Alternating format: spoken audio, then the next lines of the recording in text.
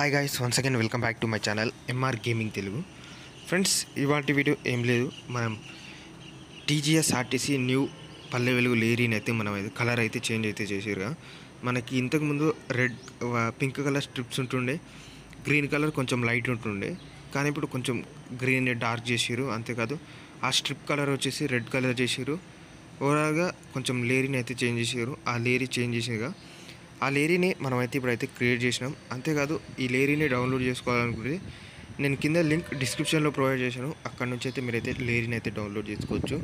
అంతేకాదు మీకు ఇంకా ఎలాంటి టైప్ ఆఫ్ లేరీస్ కావాలో మీరైతే కామెంట్ సెక్షన్లో కామెంట్ చేయండి.